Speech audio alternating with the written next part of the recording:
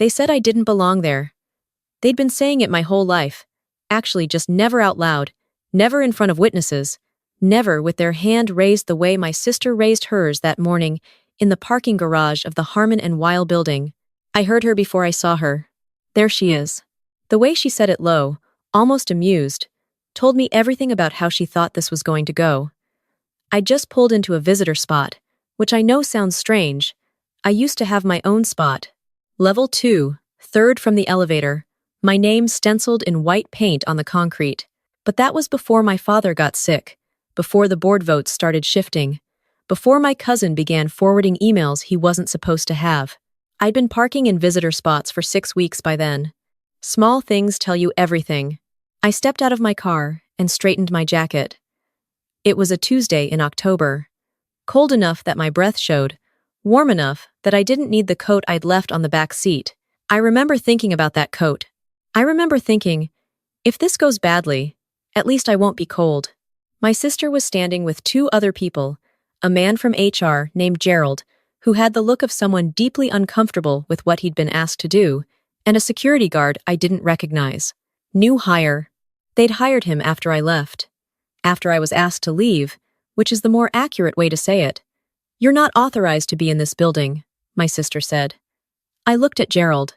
Gerald looked at the floor. I have a meeting, I said. You have nothing here. She stepped forward.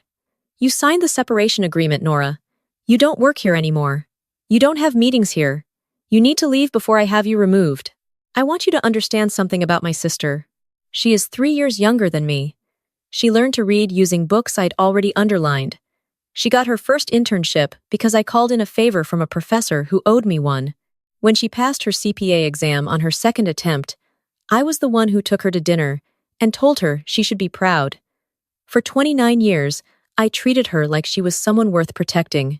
I'm going to ask you one more time, she said. Leave. You're embarrassing yourself. And then she did something I still think about.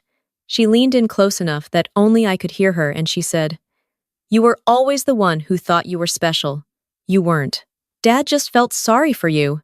I didn't move. I didn't answer. I looked at her for a long moment, and then I looked at my watch and I said, I can't be late. I walked past her toward the elevator. She grabbed my arm. I turned around slowly. Security. Her voice had gone sharp. Remove her from the building.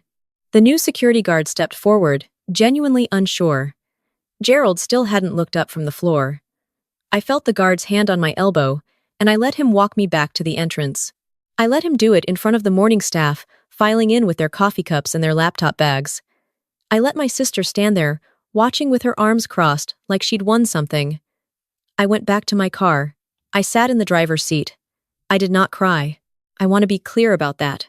I did not cry because I had known, somewhere beneath everything, that this was coming. You always know. The body keeps score, even when the mind refuses to. I had been the chief operations officer of Harmon Weil Financial Group for 4 years. My father built the company from a single-room office in Cincinnati to a mid-sized firm managing assets for private clients across 11 states. When he was diagnosed with early-onset Parkinson's 3 years ago, he began transitioning responsibilities.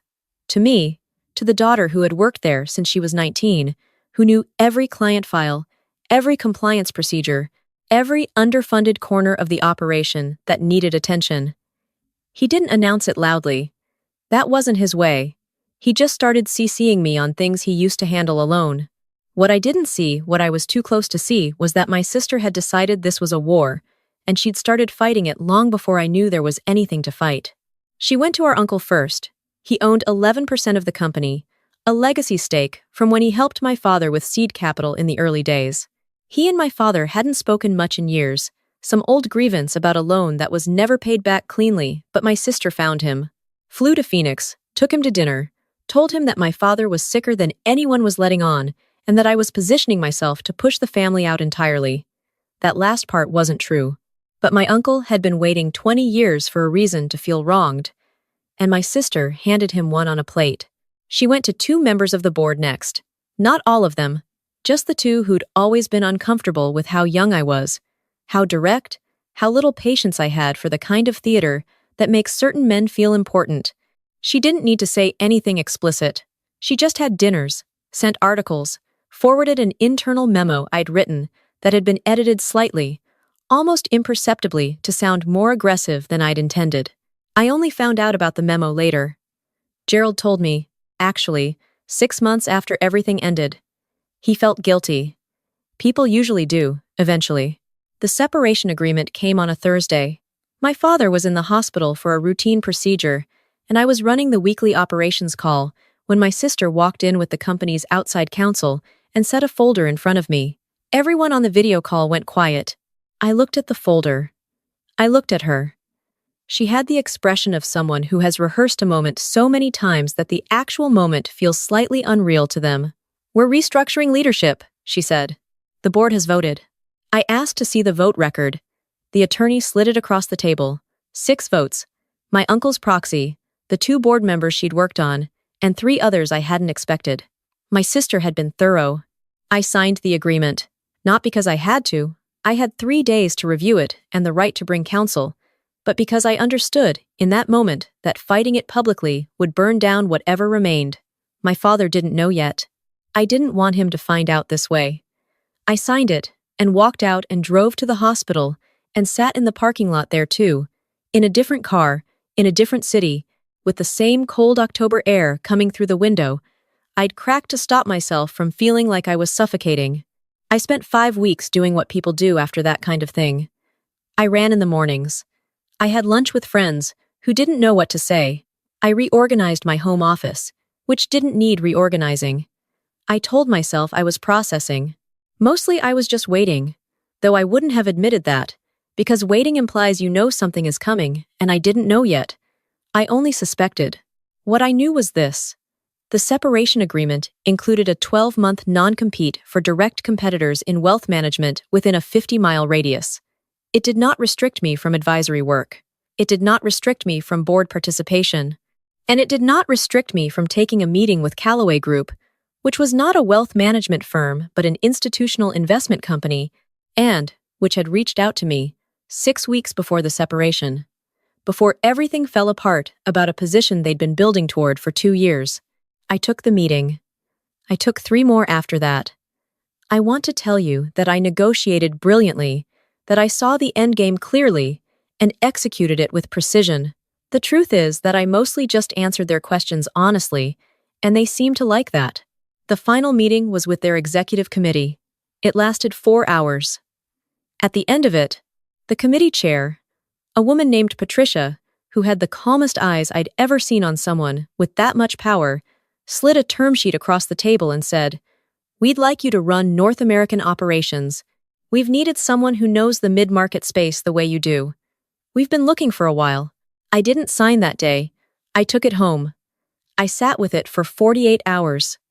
I called my father, who was home by then, who was having a better week. I didn't tell him everything, not yet, but I told him I had an opportunity, and that I thought it was the right move, and that I wanted him to know before I said yes. He was quiet for a moment, and then he said, "You've always known where you were going, Nora. I'm sorry I didn't protect you better along the way." I told him it wasn't his fault. I meant it. I still mean it. I signed the term sheet on a Monday. My official start date was set for the 1st of the following month.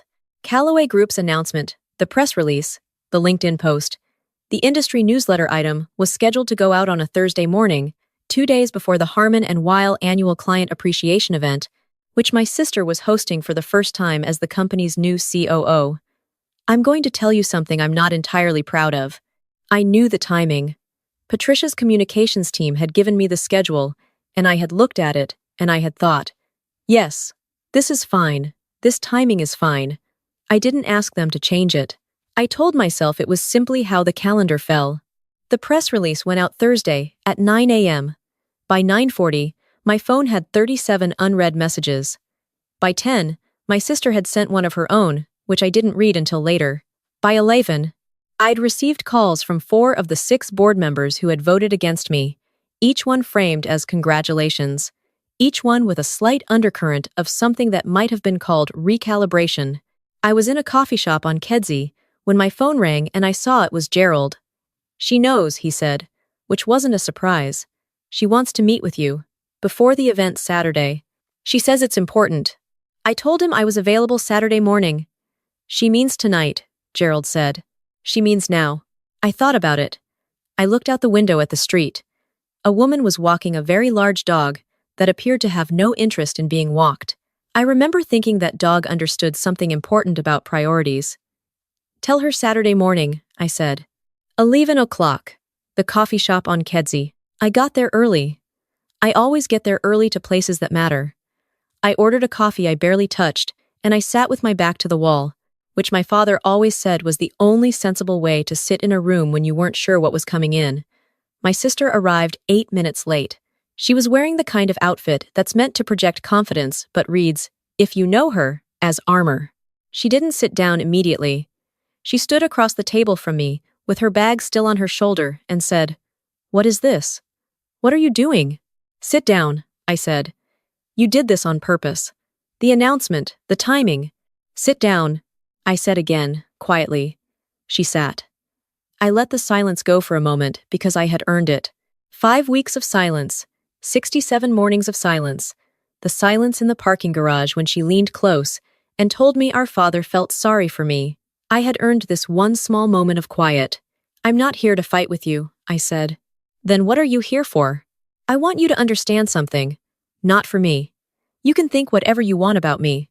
But Harmon Weil's largest client, Meridian Capital, is reviewing their management contracts in February. I know that because I managed that relationship for 3 years, and Patricia Calloway knows that because I told her. Calloway Group is one of 3 firms on Meridian's shortlist. I picked up my coffee. That's not a threat.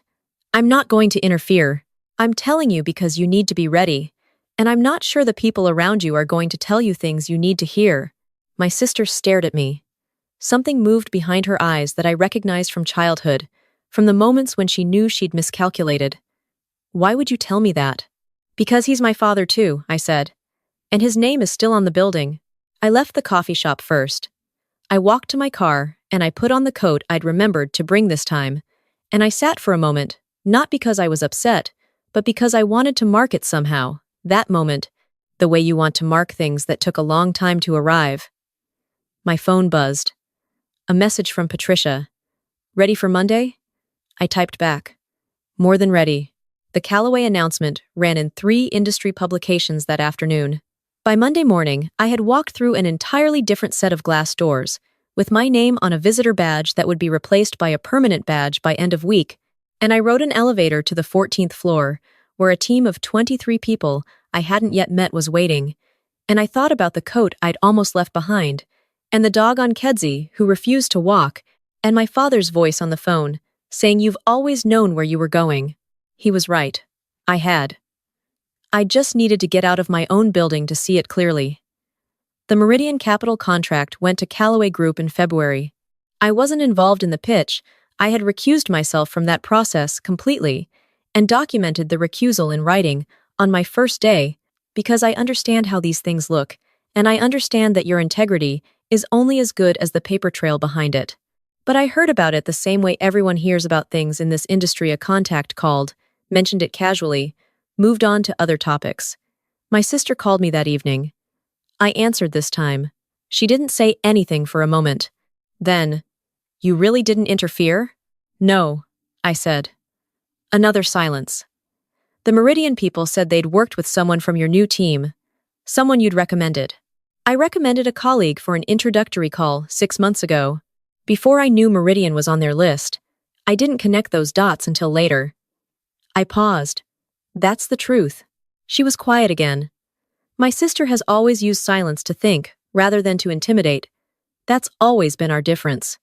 Her silences mean something is shifting. Mine mean I've already decided. "I want to talk," she said finally. "Not about the company. About I want to talk."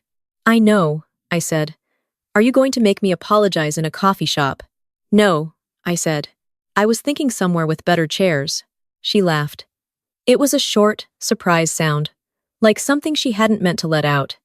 I hadn't heard her laugh in almost a year. "I won't tell you we fixed everything that autumn. We didn't.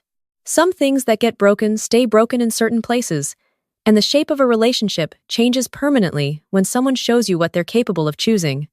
I know that. She knows it too, I think. But here is what I'll tell you. The morning she walked into that parking garage with Gerald and a security guard she'd hired specifically, so she wouldn't have to face me alone that morning, she thought she was ending something. She thought she was closing a door on a version of me that she'd always found inconvenient. Too capable, too steady, too much a reminder of what their father had built and who he'd trusted to carry it.